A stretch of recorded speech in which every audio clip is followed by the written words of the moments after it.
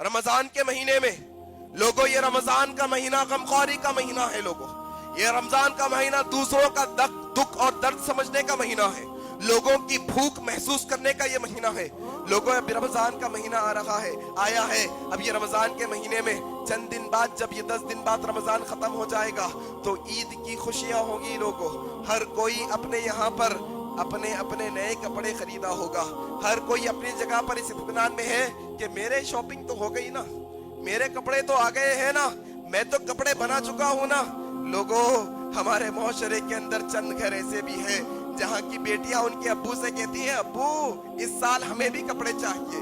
उनके बेटे कहते हैं, अब्बू हमें भी नए कपड़े चाहिए इस साल। वो अब्बू बेचारा जिसका रोज का कमाना खाना है, वो अब्बू रोज दिल की तसल्लियां देता है कि हाँ बेटा कल ला लेंगे ना, हाँ बेटा 2-3 दिन बाद ला लेंगे ना, हाँ बेटा ईद से 1 दिन पहले ला लेंगे ना, हाँ बेटा चांद रात को हम वो कपड़े ला लेंगे ना। लेकिन वो बाप नहीं ला पाता है। ऐसे हजारों घर है लोगों हमारे मुआशरे के अंदर। ऐसे सब वो लोग हैं हमारे मुआशरे के अंदर जिनकी इस्तिताअत नहीं कि वो अपने बच्चों को ईद के दिन नए कपड़े बना सके। लोगों, इस खुशफहमी में ना रहना कि तुम्हारे कपड़े तो बन गए हैं, तुम्हारे कपड़े तो आ गए हैं। लोगों, वो गरीबों का ख्याल करना। देखो लोगों, वो गरीबों का ख्याल करना, ढूंढना तुम उन्हें। वो अपनी गैरत की वजह से तुम्हारे सामने उनकी मजबूरी नहीं बता पाएंगे। तुम्हें समझने की जरूरत है।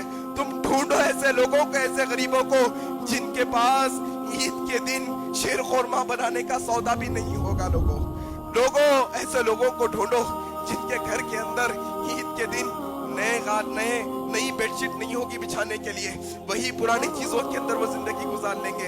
लोगों, ये ईद का दिन जब आता है तो हमें लोगों की गमखारी का एहसास होना चाहिए। मैं गुजारिश करता हूँ तमाम लोगों से कि ऐसे लोगों को ढूंढ कर इनकी मदद करने की कोशिश करो, ढूंढ कर मदद करो, इंशाअल्लाह जरूर सवाब मिलेगा।